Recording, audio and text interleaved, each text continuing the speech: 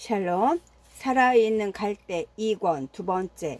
아니 지금 너는 네 아비가 부패한 사람이라고 말하고 싶은 게로구나. 원화는 다시 말을 이었다.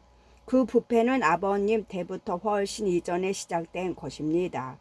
아버님이나 할아버님이 태어나시기 훨씬 전에 말입니다. 그때는 왕실의 재산과 조정의 재산 또는 나라의 재산과 개인 재산이 구분되지 않았지요. 아버님, 제가 왜 이런 말씀을 드리는지 아십니까? 아버님께서도 잘 아시다시피 골수령들이 닥치는 대로 백성의 고열을 빨아서 자기들 멋대로 당진해 버렸기 때문입니다. 그러면서도 우리 양반들은 언제 세금 낸 적이 있습니까? 너도 네 형하고 똑같은 소리를 하는구나. 말문이 막힌 이라는 이렇게 한마디 내뱉을 뿐이었다.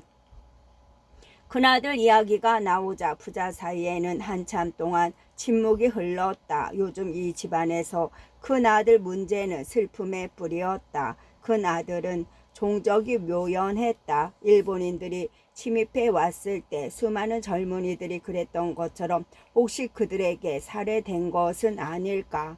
설사 지금 죽어가고 있더라도 망명 생활에서 돌아올 수 없을 것이다.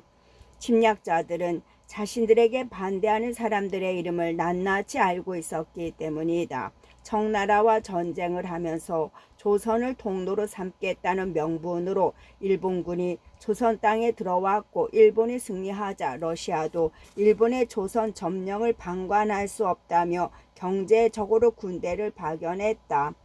이에 맞서 일본은 병력을 3배로 증강하여 러시아에 선전포고를 했다. 이 전쟁에서도 일본이 이기자 서양 열강은 감탄을 금치 못했다.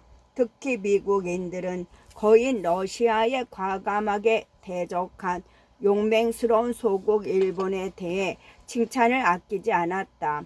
이렇게 일본이 대국을 상대로 해서 거둔 2차례의 승리의 넋을 잃은 나머지 미국은 조선의 자유를 약속한 수호 통상 조약도 잊어버리고 말았다. 이 조약에서 미국은 제3국이 조선을 부당하게 압박할 경우 우호적인 중재에 나서겠다고 약속했던 것이다. 당시 이란은 그런 흐리멍텅한 어구로는 무의미하다고 상감에게 여쭈었고, 결국 이란의 판단이 옳았다. 일제가 침략해오자 당황한 고종은 미국인들에게 호소를 했고, 당시 한양의 한 관리학교 교장이었던 미국인 호머 헐버트는 조선인들의 호소를 전달하기 위해 직접 워싱턴으로 달려갔다. 그는 외국인임에도 불구하고 조선을 몹시 사랑하는 사람이었다. 그러나 미국의 시어토어 루스벨트 대통령은 그를 만나주지 않았고, 다만 국무장관을 통해 미국은 조선 문제에 개입하지 않을 것이라는 의사를 전했을 뿐이었다.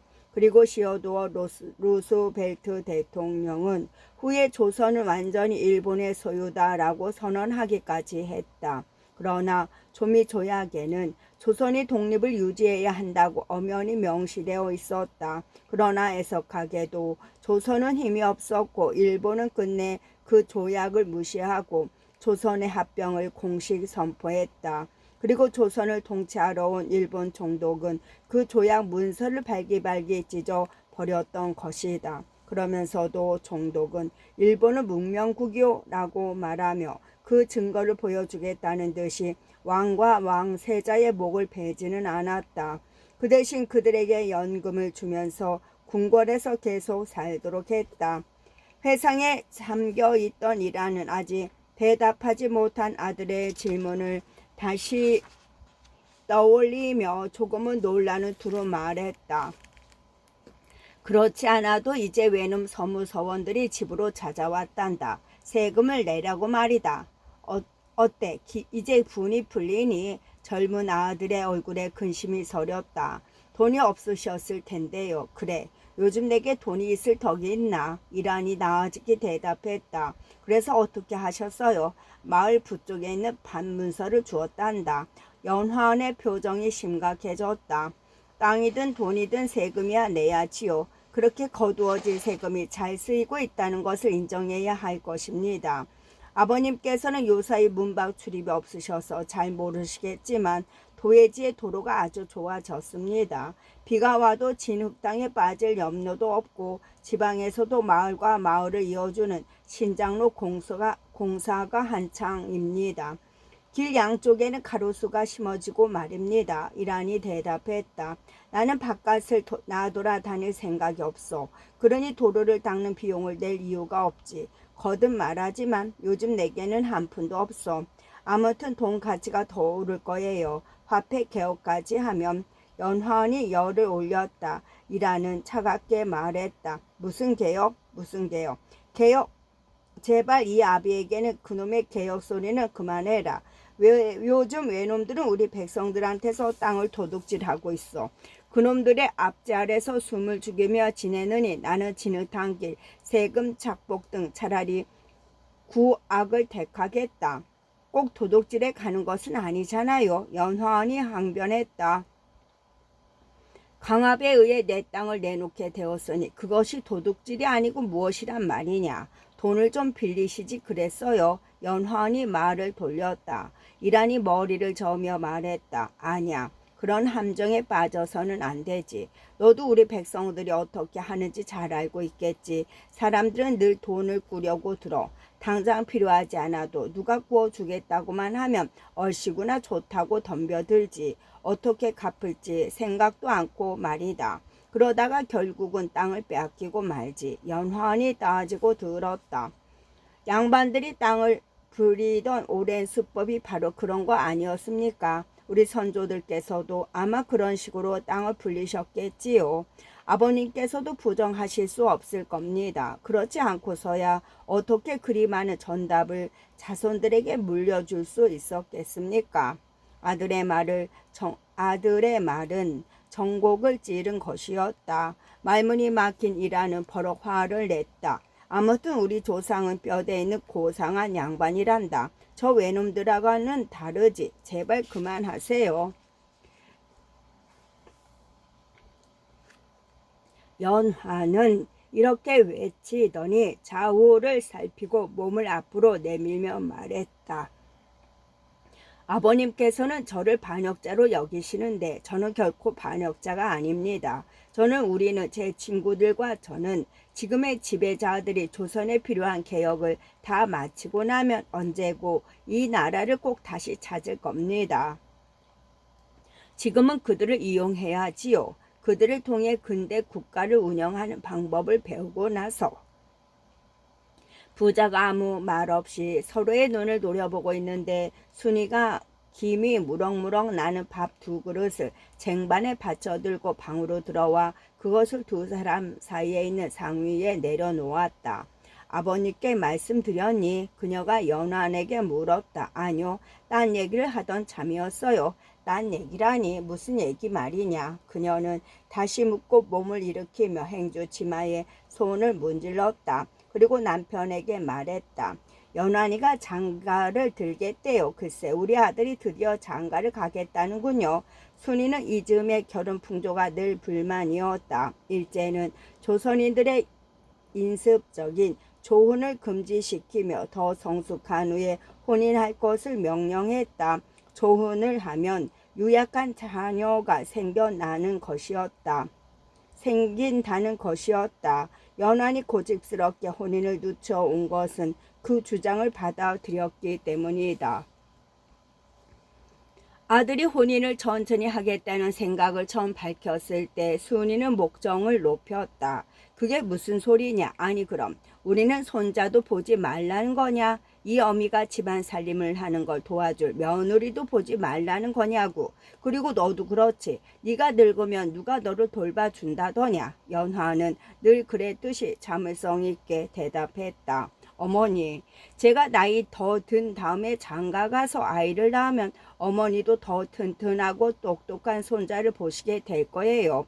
요즘 젊은 아이들은 왜 그 모양이냐? 어른들 말에 꼬박꼬박 대꾸를 하니 그때 화가 난 목소리로 꾸짖었던 순이가 지금은 약간 들떠서 이렇게 말했다.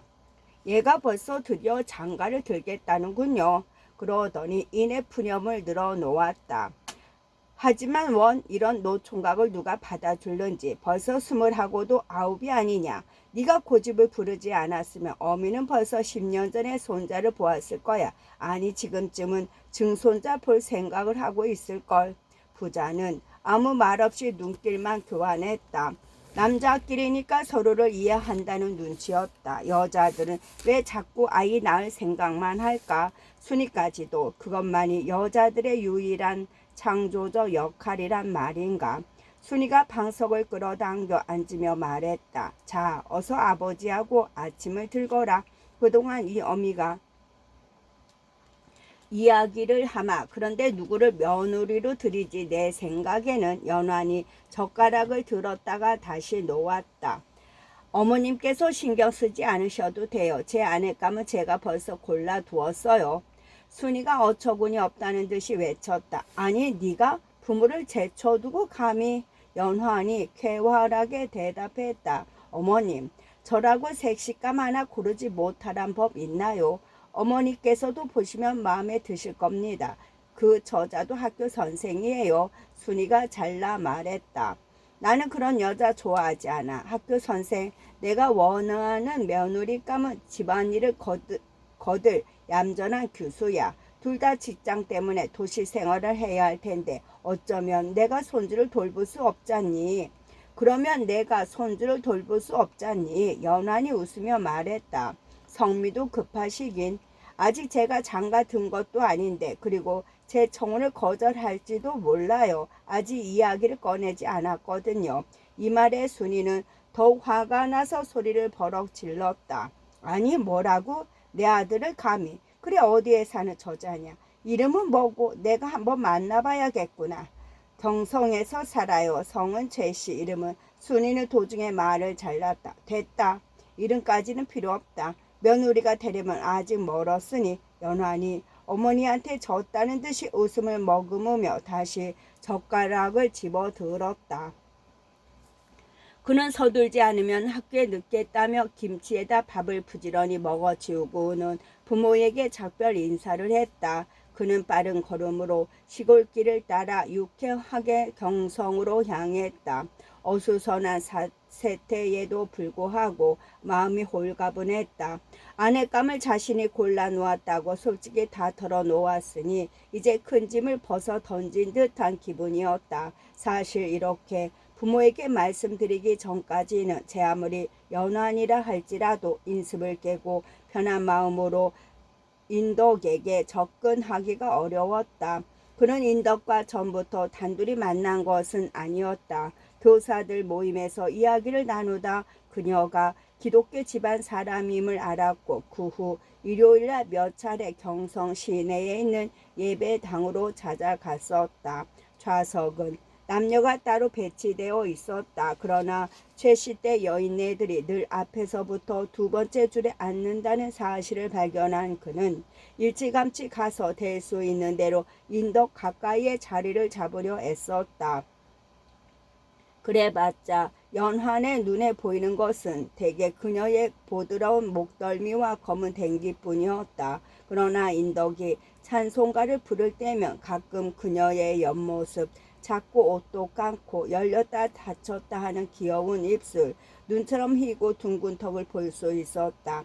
그녀는 여자 키로는 큰 편이었다. 그리고 호리호리한 몸매에 늘 한복을 입고 있었다. 지난 일요일에도 연화는 교회 문 앞에서 그녀를 지켜보면서 서성거리고 있었다. 그러다 그만 미국인 목사에게 들키고 말았다. 머리털이며 눈썹이며 턱수염까지 자주 새긴 이 건장한 목사가 그의 손을 덥석 잡더니 굵은 목소리로 말했다. 친구요, 당신이 여러 차례 오신 걸 보았습니다. 정말 환영합니다.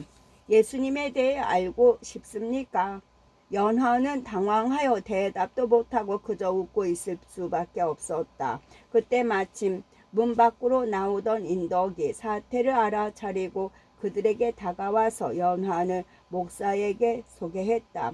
맥클레인 박사님, 이분은 김연화 선생입니다. 남학교에서 교편을 잡고 있어요.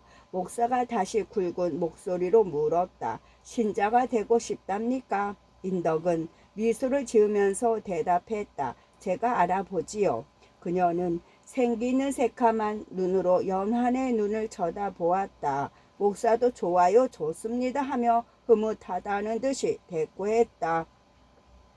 그의 파란 눈은 이미 다른 사람들 쪽으로 옮겨지고 있었다. 그는 연환의 손을 놓으며 황급히 자리를 떴다. 이때부터 두 사람의 관계는 급속도로 발전했다. 하루는 인덕이 집에 돌아가려고 복도를 걸어 나오는데 연환이 찾아왔다. 최 선생. 그녀는 자기를 부르는 소리에 뒤를 돌아보며 걸음을 멈췄다.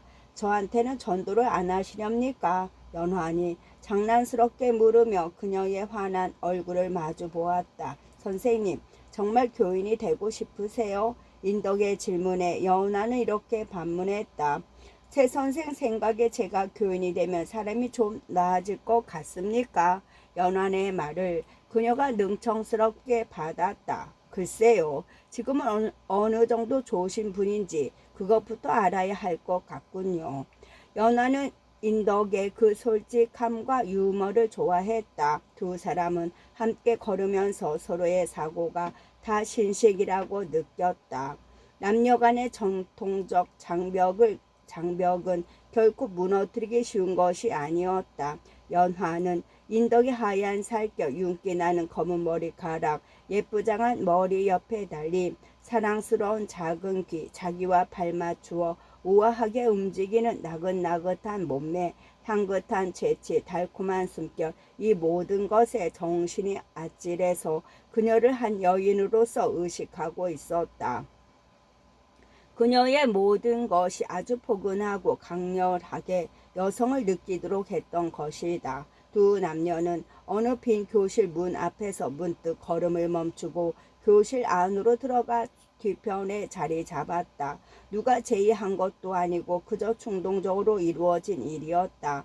문은 열려 있었지만 누가 지나가더라도 그들을 보기는 어려웠을 것이다. 이렇게 함께 있는 것은 퍽 위험한 일이었으나 처음으로 경험하는 두 젊은이는 차마 떨어질 수가 없었다. 몇 분 안 되는 이 만남에 그들의 나눈 이야기는 극히 간단하고 사소한 것이었으나 그 후에도 연하는 그때의 한마디 한마디를 또렷이 기억할 수 있었다. 어때요?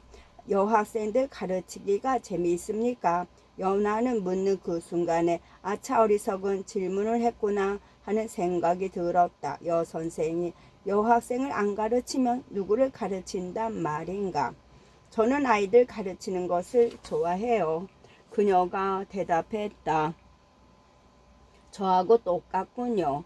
그리고는 한동안 대화가 끊어졌다. 다시 말을 꺼낸 것은 여자 쪽이었다. 교인이 되지 않으셔도 괜찮아요. 마음이 없으시면 일부러 그러지 마세요. 사람은 자기 마음을 쫓아서 살아야지요. 그가 물었다. 교인이 되면 무엇이 좋은가요? 그녀는 잠시 망설이다가 이렇게 대답했다. 어려운 질문이군요. 제 경우는 기독교 집안이라 어렸을 적부터 교인으로 자랐어요. 저희는 하나님을 믿고 거기서 위안을 받지요.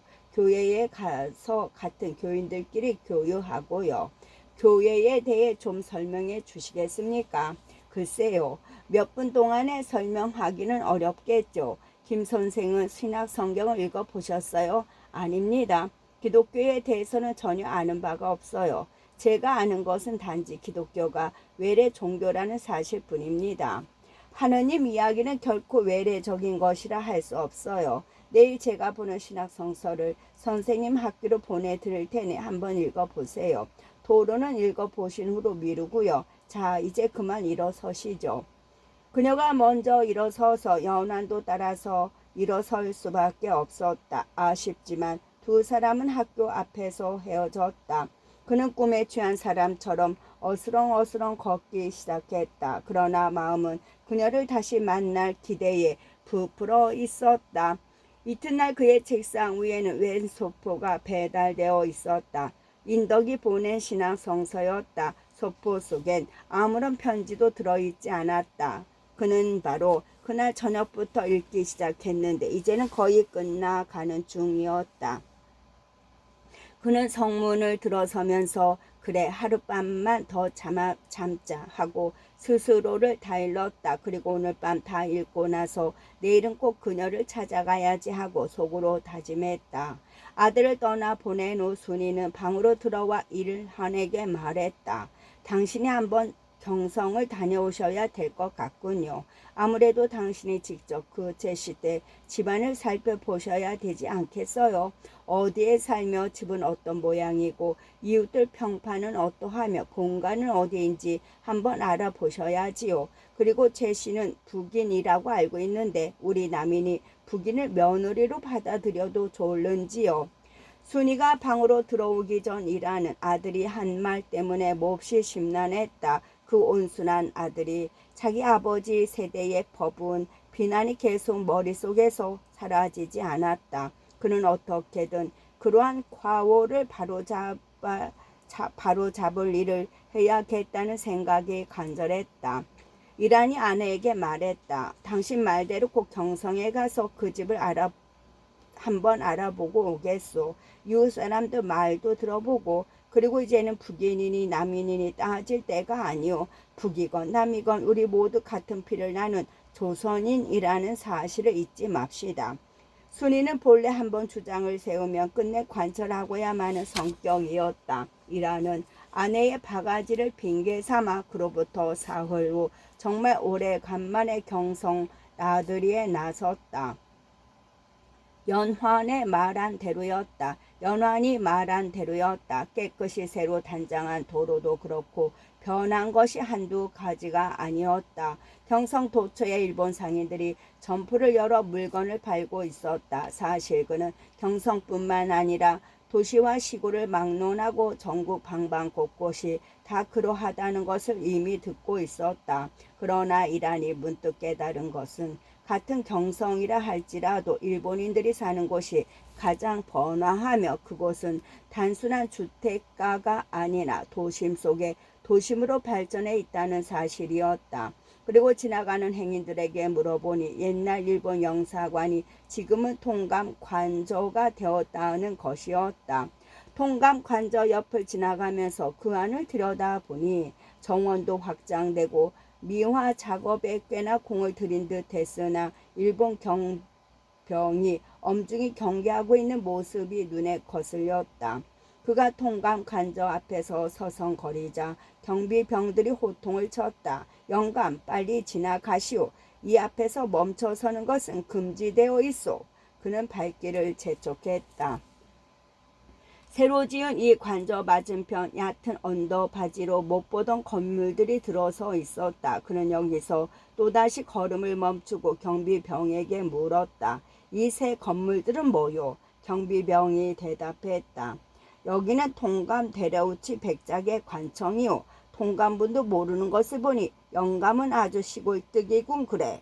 이라는 대꾸하지 않았다. 이 통감부 자리가 과거 조선에 들어온 일본 침략군들이 쓰던 성터였다는 사실을 모르고 있다니 진짜로 무식한 것은 바로 이 경비병이었다. 임진왜란 당시 히데요시의 가장 뛰어난 장수였던 가토 기요마사가 이곳에 성을 하나 쌓은 적이 있었다. 침략군이 축출될 때 그 성도 함께 파괴되었으나 조선에 다시 침입해 들어온 그들이 바로 그 자리에 조선 민족을 지배하기 위한 정사를 지은 것이다. 통감부는 남산에 있었는데 경술국지 후 총독부가 되었다가 1926년 경북공 자리로 옮겼다. 우연일까 아니면 운명의 장난일까?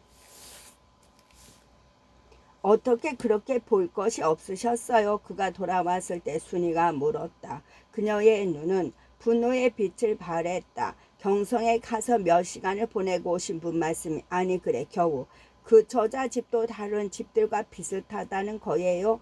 그 집안에 대한 동네 평판이 좋더라고 하시지만 이왕 가셨으면 그 최신애가 본래 어떤 집안인지는 알아보고 오셨어야죠. 이란이 대답했다. 그 최시댁이 지금 집에서 6대나 살았다고 하지 않았소. 그는 몹시 고단하였으나 아내의 계속되는 질문에 다 답하지 않고서는 쉴 수 없으리라는 것을 잘 알고 있었다. 그녀가 다시 질문을 던졌다. 그 집안 사람을 아무도 못 보셨어요? 당신이 말하지 않았소. 그저 둘러만 보라고.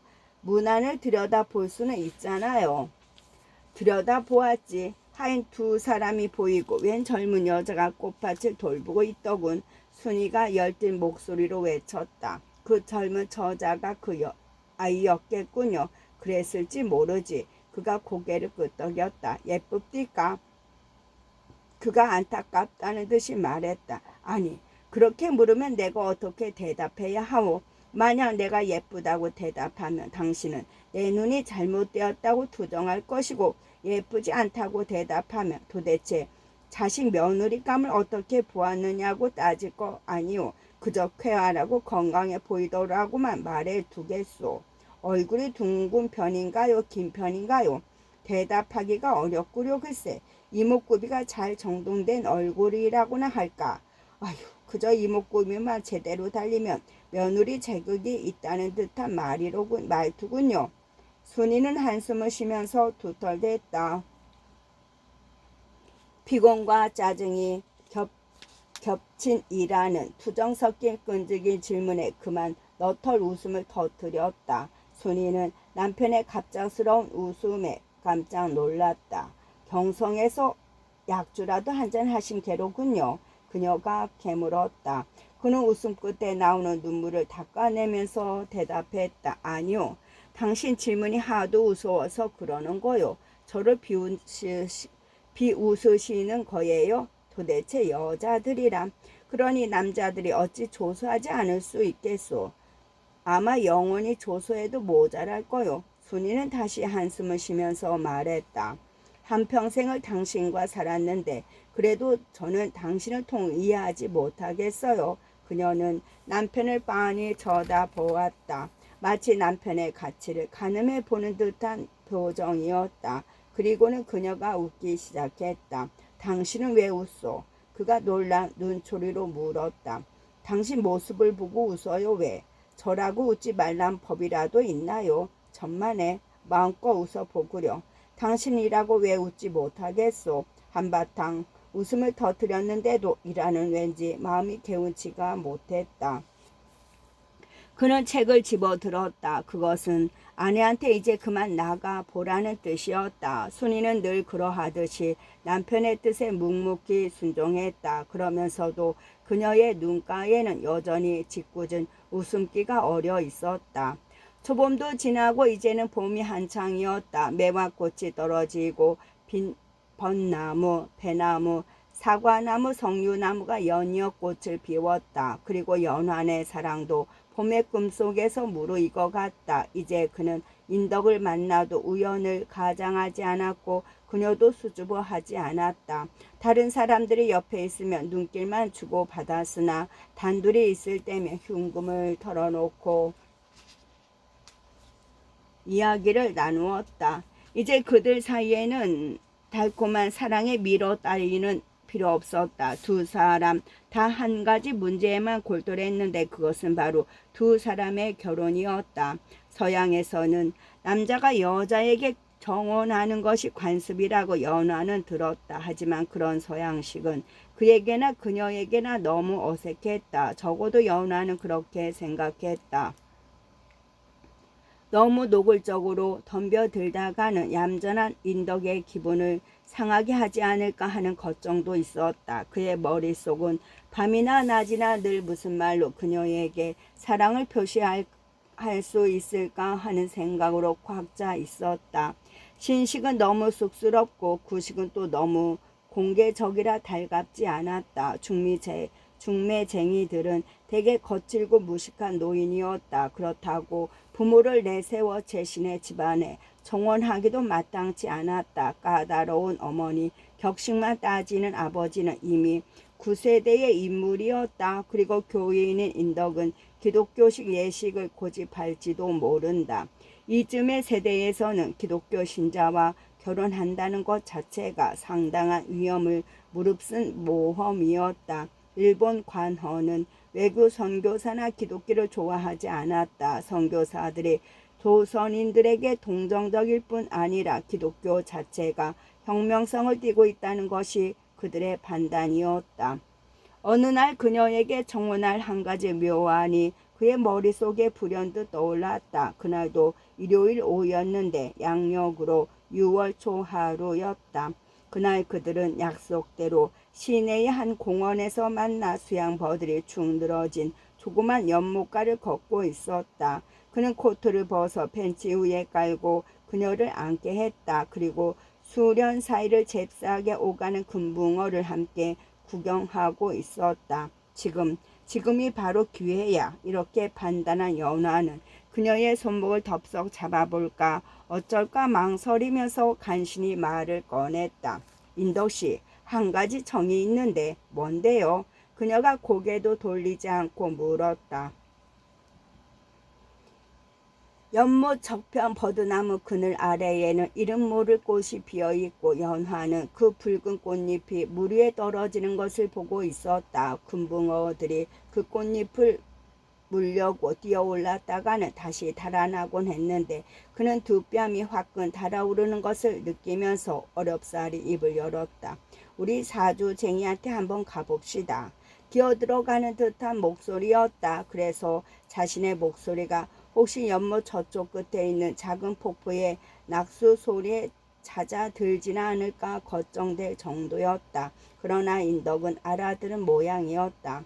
사주쟁이의 말을 믿으세요. 그녀가 면박하듯이 물었다. 우리 궁합을 한번 봐야 하지 않겠소. 인덕도 그 뜻을 알아차렸다. 그녀의 몸이 흠집 굳어지는 것이 그것을 증명하고 있었다. 그녀는 아무런 말이 없고 몸을 꼼짝하지도 않았다. 옆모습을 보니 그녀의 보드러운 목덜미부터 뒷뺨까지 분홍빛으로 달아올라 있었다. 부끄러움 탓이리라.